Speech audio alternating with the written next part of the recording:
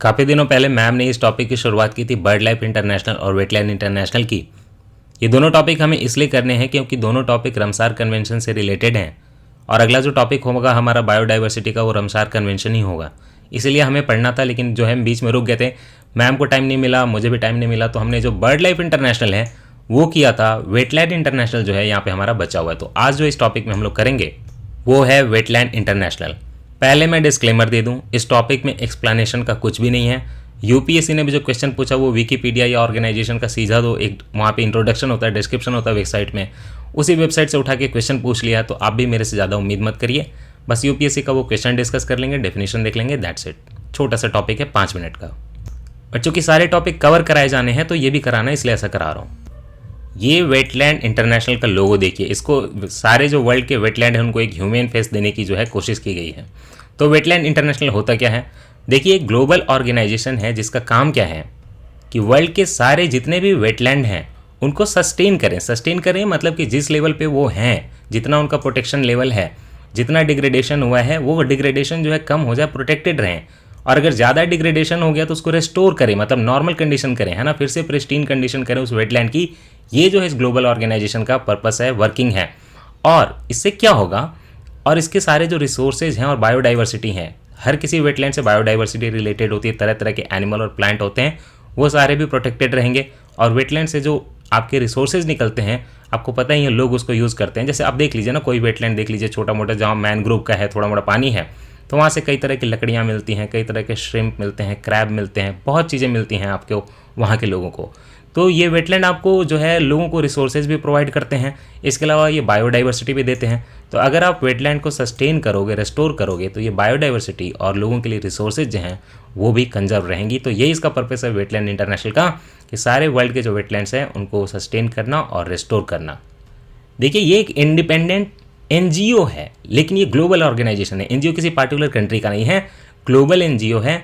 और इसको सपोर्ट क्या करते हैं? सपोर्ट करने वाले हैं गवर्नमेंट और बाकी NGO membership from around the world. Okay, मतलब ये एक पार्टिकुलर एनजीओ है, इसके भी कई सारे मेंबर एनजीओज हैं डिफरेंट कंट्रीज में, और साथ में गवर्नमेंट भी इसको सपोर्ट करती है। इसका मतलब ये नहीं है कि कोई ये गवर्नमेंट ऑर्गेनाइजेशन है, गवर्नमेंट फंडिंग देगी, सपोर्ट देगी, ठीक है, लेकिन इसका अपना खुद का, ये खुद भी एनजीओ है और बाकी इसके कई एनजीओ भी इसकी मेंबरशिप लेते हैं, और ये उनको पावर और जो है मैंडेट डिवॉल्व करती है। देखिए, 1937 में एक ऑर्गेनाइजेशन बनी थी, एनजीओ बनी थी, उसका नाम था international wild fowl inquiry. Okay, wild fowl inquiry का ये काम था कि देखिए, वाइल्ड फाउल मतलब पानी में रहने वाले चिड़ियाँ वगैरह, बत्तख वगैरह, ये वाटर बर्ड्स का प्रोटेक्शन करती थी। एक ऑर्गेनाइजेशन बनी 1937 में वाटर बर्ड्स के प्रोटेक्शन के लिए, जो ऐसे बर्ड जो वाटर में रहते हैं, जैसे आपका डक वगैरह हो गया, वाटर बर्ड के प्रोटेक्शन के लिए एक ऑर्गेनाइजेशन बनी, इंटरनेशनल वाइल्ड फाउल इंक्वायरी। बाद में उसका नाम चेंज होके हो गया international waterfall and wetlands research bureau. आप सोचिए, अगर वाटरफॉल को बचाना है, प्रोटेक्ट करना है, तो उसका जो वेटलैंड होगा उसको भी प्रोटेक्ट करना होगा। तो लोगों ने देखा कि वाटरफॉल का प्रोटेक्शन जो है विदाउट वेटलैंड के प्रोटेक्शन के नहीं हो सकता। तो अब क्या नाम बन गया? International waterfall and wetlands research bureau. बीच में ऐसा नाम हो गया। इसके बाद स्कोप जो है इसका थोड़ा और वाइड हो गया। वाटर बर्ड के अलावा ये जो ऑर्गेनाइजेशन है पूरा का पूरा जो है वेटलैंड के प्रोटेक्शन को देखने लगा। तो ये इसका हो गया ना, ये जो IWRB बना, ये वेटलैंड और वाटरफॉल के, वाटर बर्ड और ये वेटलैंड के प्रोटेक्शन के लिए यहाँ पे बन गया है ना। पहले 1937 में बस वाटरफॉल या वाटर बर्ड को दिखता था, अब वो वेटलैंड और वाटरफॉल दोनों को देखने लगा, तो इसका नाम पड़ा IWRB।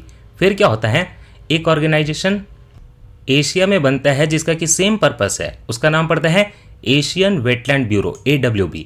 और एक ऑर्गेनाइजेशन अमेरिका में बनता है, उसका भी सेम पर्पस है, उसका नाम है वेटलैंड्स फॉर द अमेरिकाज।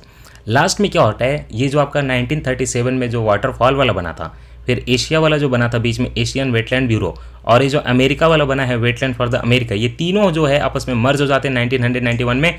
और इन्हीं के जो है मर्जिंग से जो बॉडी बनती है, एनजीओ बनती है, उसी का नाम जो है वेटलैंड इंटरनेशनल पड़ता है। और अब सब ये तीनों जो है साथ में मिलकर काम करते हैं। ये वेटलैंड इंटरनेशनल जो है काम कैसे करती है, ये देखिए, इंटरनेशनल काम करती है, ऑब्वियसली पता है, इंटरनेशनल लेवल पे काम करती है, और इसके कई थीमेटिक एरियाज हैं। उनके लिए ये जो है ग्राउंड बेस्ड एक्सटेंसिव रिसर्च करती है, फील्ड प्रोजेक्ट करती है। ओके, ये रिसर्च में सीधा सीधा उतरती है, ग्राउंड बेस्ड जो है ये रिसर्च करती है, एक्सटेंसिव जो है, और फील्ड प्रोजेक्ट भी करती है। तो किस चीज़ में करती है? पहला तो इसमें करती है कि ये एक लिंक होता है, एक लिंक होता है पीट लैंड और क्लाइमेट चेंज का। पीट लैंड क्या होता है, जो मतलब सेमी डिग्रेडेड ऐसा भी कोई लैंड है जहाँ पे सेमी डिग्रेडेड ऑर्गेनिक मटेरियल वगैरह है, उसको पीट लैंड बोलते हैं। तो पीट लैंड और क्लाइमेट चेंज के बीच में जो लिंकेज है उस पर आपका वेटलैंड इंटरनेशनल काम करता है, ये थीम है। दूसरा थीम ये है कि जो वेटलैंड्स हैं और जो वाटर बर्ड का माइग्रेशन हो रहा है अलग अलग वेटलैंड में, उसको भी ये डील करती है, उस लिंकेज को भी देखती है, क्योंकि वाटर बर्ड और वेटलैंड तो हमेशा रहेगा। ये नया आ गया पीट लैंड और क्लाइमेट चेंज का लिंकेज। फिर क्या है, it coordinates the international water bird census, a large scale citizen science project with decades of data. एक बर्ड सेंसस होता है, उसका नाम है water bird census, international water bird census. इसमें इंटरनेशनली जो वाटर बर्ड हैं उनकी गिनती की जाती है, और ये सिटीजन साइंस इनिशिएटिव है, मतलब लोग जो हैं अलग अलग जो हैं फोटोग्राफर्स वगैरह डेटा देते हैं और उनका डेटा मिला के डिकेड्स तक चलता है प्रोजेक्ट, और पूरी जो है काउंटिंग की जाती है इंटरनेशनल वाटर बर्ड की। इसी को बोलते हैं इंटरनेशनल वाटर बर्ड सेंसस। ये जो है आपका वेटलैंड इंटरनेशनल क्या करता है, ये सारे जो सिटीजन से जो डेटा दे रहे हैं उनको आपस में कोऑर्डिनेट करवाता है। तो वेटलैंड इंटरनेशनल इतना ही करता है क्या, रिसर्च और कम्युनिटी बेस्ड फील्ड प्रोजेक्ट ही करता है कि नहीं, ये एडवोकेसी मतलब वकालत करता है, इंगेजमेंट करता है, मतलब साथ में मिलकर काम करता है। किसके साथ, गवर्नमेंट के साथ, बिजनेसेस मतलब कॉरपोरेट के साथ, और इंटरनेशनल पॉलिसी मेकर जो होते हैं उनके साथ। इंटरनेशनल कन्वेंशन जैसे मान लीजिए कि कोई क्लाइमेट का कन्वेंशन है, कोई माइग्रेटरी बर्ड्स का कन्वेंशन है, तो उनके साथ भी मिलकर काम करेगा। Also it works in partnership and is supported by contributions from an extensive specialist expert network and thousands of volunteers। इसके thousands of volunteers तो होते ही हैं, जैसे आप वॉलंटियर हो गए लेकिन आपको कोई नॉलेज नहीं है बर्ड वगैरह की। अगर आप मान लो कोई रिसर्चर हो, इस चीज़ में जानकार हो, तो आप एक स्पेशलिस्ट एक्सपर्ट भी बन सकते हो, उसके नेटवर्क में शामिल हो सकते हो। तो एक कॉमन पर्सन, लेमैन पर्सन और एक स्पेशलिस्ट पर्सन, ये सारे मिलके वेटलैंड इंटरनेशनल को सपोर्ट कर सकते हैं। इसका लिंक क्या है रमसार कन्वेंशन के साथ। रमसार कन्वेंशन जो है वर्ल्ड के टोटल 6 ऑर्गेनाइजेशन के साथ मिलकर काम करता है, वो उसके इंटरनेशनल ऑर्गेनाइजेशन पार्टनर्स कहलाते हैं। उसमें से पहला जो है वो बर्ड लाइफ इंटरनेशनल है, वो हमने जो है पिछले लेक्चर में मैम ने आपको पढ़ा दिया था। चौथा जो है वो वेटलैंड इंटरनेशनल है, क्योंकि देखिए अगर आपको रमसार कन्वेंशन देखना तो आपको पता ही कि ये बर्ड लाइफ इंटरनेशनल बर्ड से डील करती है, लेकिन ये वहाँ पे वेटलैंड वगैरह से बहुत डील करती है, और वेटलैंड इंटरनेशनल तो बर्ड के साथ वेटलैंड को देखती ही हैं। तो अगर वेटलैंड को देखेंगे तो रमसार कन्वेंशन से जुड़ना पड़ेगा। तो रमसार कन्वेंशन का टोटल जो है 6 ऑर्गेनाइजेशन से लिंकेज है, वो उसके इंटरनेशनल ऑर्गेनाइजेशन पार्टनर कहलाते हैं, और उनमें से एक तो बर्ड लाइफ इंटरनेशनल है, दूसरा वेटलैंड इंटरनेशनल है। बाकी जो 4 इसके पार्टनर्स हैं वो हैं international union for the conservation of nature, IUCN आपको ऑलरेडी पता है, international water management institute IWMI, WWF world wide fund for nature, and 6 is international wild foul and wetlands trust. ये अलग से एक बॉडी है, international wild foul and wetland trust. तो ये सारे 6 ऑर्गेनाइजेशन आपके रमसार कन्वेंशन में इंटरनेशनल ऑर्गेनाइजेशन पार्टनर्स हैं। UPSC 2014 में बर्ड लाइफ इंटरनेशनल और आपके इसके वेटलैंड इंटरनेशनल दोनों से क्वेश्चन आया था। तो वेटलैंड इंटरनेशनल से क्या क्वेश्चन आया था सुनिए। With reference to a conservation organisation called wetland international, कौन सा स्टेटमेंट सही है। 1. It is an intergovernmental organization formed by the countries which are signatories to the Ramsar Convention, देखते हैं कि नहीं है। दूसरा, it works at the field level to develop and mobilize knowledge and use the practical experience to advocate for better policies। Second तो पक्का सही है। तो आपको देखिए यहाँ पे बोला था independent, not for profit global organisation supported by government and NGO membership. So this is an NGO not an intergovernmental organisation.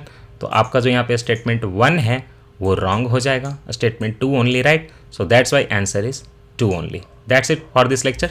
Tata, bye bye.